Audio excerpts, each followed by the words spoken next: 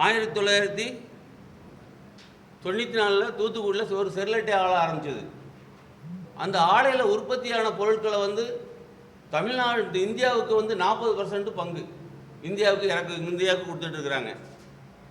1 kilo copper வந்து அன்னைக்கு வந்து இன்னும் கொஞ்ச நாளைக்கு முன்னாடி 1 கிலோ காப்பர் வந்து 250 300 ரூபாய்க்கு தான் விற்றுச்சு. இன்றைக்கி அதே காப்பர் வந்து 950 1000 ரூபாய்க்கு விற்கிது. வீடு கட்டு தொழிலாளி, விவசாயி எல்லாரும் பாதிக்கப்படுறாங்க. ராலி தொழில் சுத்தமாக முடிஞ்சு போச்சு. தூத்துக்குடியில் ஆர்பார் பக்கத்தில் இருக்குது. தூத்துக்குடியில் ஆர்பார் வேண்டான்னு போராடினாங்க. இன்றைக்கி இருக்குது, துறைமுகம் இருக்குது. துறைமுகம் வேண்டான்னு துறைமுகம் வேண்டான்னாங்க. இன்றைக்கி துறைமுகம் இருக்குது, நல்ல வளர்ச்சி அடைஞ்சிருக்கு. இன்றைக்கி எல்லா தொழிற்சாலையும் வேண்டான்னாங்க. இன்றைக்கி பாருங்கள், நமக்கு கன்னியாகுமரியில் துறைமுகம் வர ஆரம்பிச்சிது. வேண்டான்னு நம்ம எல்லோரும் போராடினாங்க. நம்ம டீம் எல்லாம் தமிழ்நாட்டில் இருக்கிறவங்க போராளிகள் போராடுறாங்க, துறைமுகம் வேண்டாம் அப்படின்னு. அருமையான முதலமைச்சர், கேரளா முதலமைச்சர் அப்படியே தூக்கிக்கொண்டு ஒரு கோடு தான். இந்த கோட்டுக்கு பார்த்தா தமிழ்நாடு, அந்த கோட்டுக்கு பார்த்தா கேரளா. கோட்டை தாண்டி அவர் கொண்டு போயிட்டார்.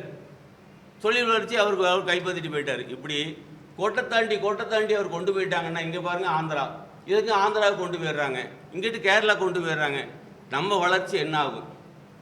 இன்றைக்கி ஸ்டெர்லைட்டில் காப்பர் எடுத்துக்கிட்டு இருக்கோம். இன்றைக்கி கிட்டத்தட்ட ஒரு 5000 10,000 பேர் வேலை பார்த்தாங்க. அங்கே லாரி ஓடுனுச்சு. ஆர்பார் துறைமுகத்தை ஏற்றுமதி இறக்குமதி ஏற்பட்டுச்சு. நேரடியாகவும் மறைமுகமாகவும் 1 லட்சம் பேருக்கு மேலே வேலை பார்த்தாங்க. மார்க்கெட்டில், தூத்துக்குடி மார்க்கெட்டில், காவேரி மார்க்கெட்டில் பார்த்தீங்கன்னா ஞாயிற்றுக்கிழமை பார்த்தீங்கன்னா கூட்டம் அலைமோதும். இன்றைக்கி ஆளே இல்லை. இன்றைக்கி உலகத்தில் நம்ம எல்லாத்தையும் இந்தியாவிலேருந்து ஏற்றுமதி பண்ணிக்கிட்டு இருந்தோம். இன்றைக்கி இறக்குமதி பண்ணிக்கிட்டு இருக்கிறோம். காப்பர் இறக்குமதி பண்ணிக்கிட்டு இருக்கோம். இது சரிதானே? நம்ம 40% நம்ம உள்நாட்டில், இந்த கார்பரும் உள்நாட்டில் இருந்துச்சு. இன்றைக்கி பார்த்திங்கன்னா சீனாவிலேருந்து இறக்குமதி பண்ணுறோம். இது வெளிநாட்டில் இருந்து சதிகள் பண்ணுறத பார்த்திங்கன்னா 8 வழிச்சாலைன்னா வேண்டாம், கூடங்குளம்னா வேண்டாம், துறைமுகம்னா வேண்டாம், ஸ்டெர்லைட்னா வேண்டாம், இப்படி எல்லா தொழிற்சாலையும் வேண்டாம்னா நாம் எப்படி வளர்றது? வேண்டாங்கிறத விட்டுட்டு எல்லாம் வேணும், ஆனால் அதை சரி பண்ணணும். என்ன குறைபாடு இருக்குது தொழிற்சாலையில், என்ன குறைபாடு இருக்குது அதை பார்க்கணும். குறைபாடு இருக்கா? நிச்சயமாக குறைபாடு இருந்தால் சரி பண்ணணும்.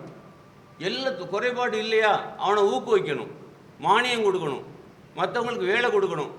அந்த இயக்கத்தை நடத்தினது, அந்த ஆர்ப்பாட்டத்தை நடத்தினது, அந்த வியாபார சங்கத்தை இயக்கினது எல்லாம் நான் தான். அதில் என்ன பண்ணுறாங்கன்னா, நாங்கள் வந்து அன்பு நண்பர், என்னோடய அருமை நண்பர் வைகோ, மூத்த தலைவர் நல்லகண்ணு, அருமை நண்பர் நல்லகண்ணு, அதே மாதிரி எங்கள் ஊரில் இருக்கிற ஒரு சின்ன கட்சிகள், பெரிய கட்சிகள், நான் வியாபார சங்கத்தில் 25 வருஷமாக வெள்ளையண்ணாச்சி இணைச் செயலாளர் இருந்தேன். வெள்ளையண்ணாச்சி, இப்படி நிறைய ஒரு இயக்கங்கள், கட்சி சாராதவங்க எல்லாம் இருந்து தான் அந்த போராட்டத்தை நடத்தினோம். அந்த போராட்டம் நடத்திக்கிட்டு இருக்கும் போதே என்ன பண்ணாங்கன்னா, கூடங்குளத்துக்கு வாங்க போராட்டம் அப்படின்னாங்க. அப்போ தான் கூடங்குளத்துக்கும் நமக்கு என்ன சம்மந்தம் இருக்குது சொல்லுங்கள்? அப்போ தான் நினைக்கிறேன், கூடங்குளத்துக்கும் நமக்கு என்ன சம்மந்தம் இருக்குது? அப்போ அப்துல் கலாமை விட ஒரு நல்ல மனிதரை நம்ம தேசபக்தரை பார்க்க முடியாது. கூடங்குளத்துக்கு போராட்டம் வாங்கின பிறகு தான் எனக்கே தெரியும் இது வந்து சரியான ஒரு பாதை இல்லை. அப்போ வந்து போராட்டத்துக்கு வந்து இந்த இடம் சரியில்லைன்னு சொல்லி தான் அதுக்கு பிறகு தான் அந்த இடத்த விட்டே விலகி நான் வெளியே வந்தேன் தவிர மற்றபடி எதிர்ப்பும் தெரிவிக்கலை. ஆனால் இப்போ அப்படி இல்லை. இன்றைக்கி எவ்வளோ லட்சக்கணக்கான பேர் பாதிக்கப்படுறாங்க. இன்றைக்கி புற்றுநோய் இருக்கா? எல்லா இடத்துலையும் இருக்குது. அது சர்வே பண்ண சொல்லுங்கள், என்ன குறைகள்னு சொல்லணும். அதாவது இன்றைக்கி ஸ்டெர்லைட் ஆலையால் என்ன குறை? சிவில் குறையாக இருக்கா? வைக்க சொல்லுங்கள். பாதுகாப்பு இல்லையா? அதுக்கு வந்து பொறியாளரை போட்டு பாதுகாக்க என்ன பண்ணணும்னு பாருங்கள்.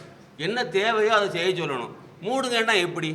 நீங்கள் வீடு கட்டுறீங்க, வீட்டை ஒரு அடி ரோட்டில் தள்ளி கட்டிட்டீங்க, எந்த அளவுக்கு அதை பாதிக்க வயலன்ஸ் ஆகுதுன்னு சொல்லி பார்த்து பண்ணணும். அவ்வளோதான் பண்ணுமா தவிர ஃபுல்லாகவே வேண்டான்னா எப்படி அர்த்தம் சொல்லுங்கள்?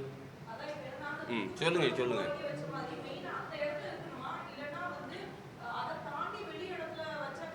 ஏம்மா நீங்கள் இப்போ எல்லோரும் எனக்கு என்ன சொன்னான்னா, எல்லா கட்சிக்காரங்களும் எங்களையும் மூல செலவு பண்ணாங்க. எல்லா கட்சிக்காரங்களும் ஆட்கள் எல்லாம் ஐக்கோட்டாச்சுலாம் நானும் இப்படி தான் பேசிக்கிட்டு இருப்போம். அவ்வளோ நல்ல பேச்சு, சரியான பேச்சாளர். நானே 5 நிமிஷம் பேசுனா மயங்கிடுவேன். அப்படி பேசக்கூடிய ஆள் தான் அவர். அப்படி பேச முடி தான் நாசகார ஸ்டெர்லைட் அப்படிம்பார் அவர் வந்து. நானும் சேர்ந்து நாசகார ஸ்டெர்லைட் அப்படின்னு சொல்லுவோம். இப்படி சொல்லி எல்லோரும் பண்ணோன்னா இன்றைக்கி வந்து குஜராத்துக்கு குஜராத்துக்கு அனுப்பியாச்சு. இன்றைக்கி அதானி இது குஜராத்துக்கு போயிட்டு காப்பர் வந்து. அதே மாதிரி ஒவ்வொன்றா ஒவ்வொரு மாநிலத்துக்காக போயிட்டு இருந்தால் நம்ம மாநிலத்துக்கு என்ன வேணும் சொல்லுங்கள்? நீங்கள் இப்போ சொல்கிறது போல் வெளி மாநிலத்துக்கு அனுப்புன்னு எல்லோரும் சேர்ந்து சண்டை போட்டிங்க. இப்போ அனுப்பிட்டாங்க. இப்போ இப்போ நம்ம மாநிலத்துக்கு வேணுமா வேண்டாமா சொல்லுங்கள்? நம்ம நாடு வளரணுமா, நம்ம மாநிலம் வளரணுமா வளர வேண்டாமா சொல்லுங்கள்? நீங்கள் எல்லோரும் போராடுறாங்க. போராடினா என்ன பண்ணுவாங்க? இப்போ அரசாங்கம் என்ன பண்ணும்?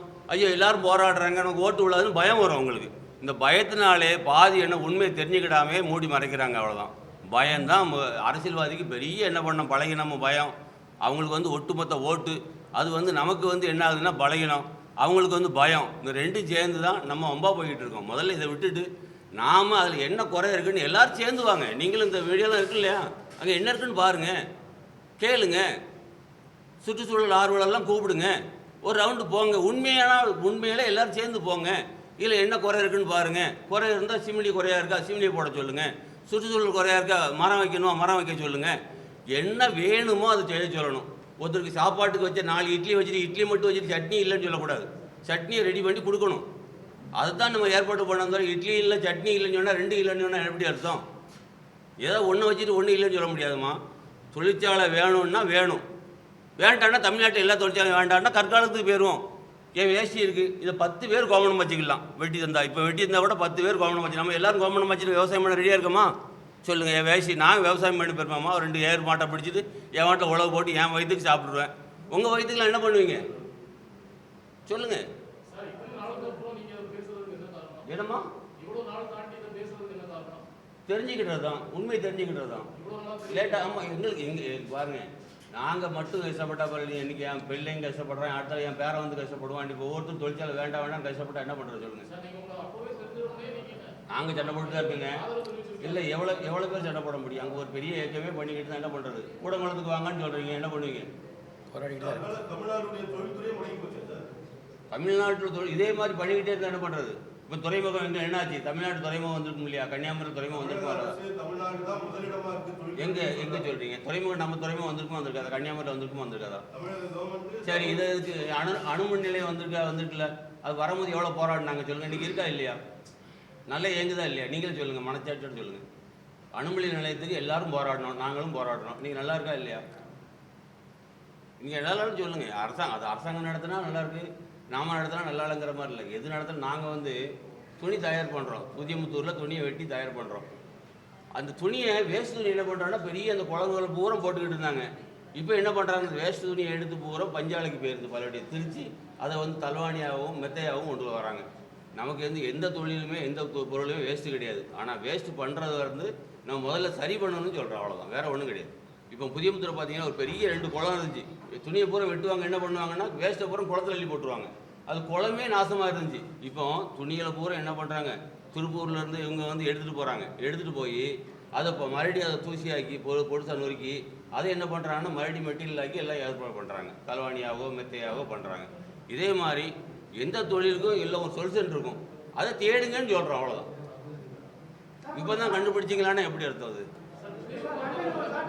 சொல்லுங்கள்.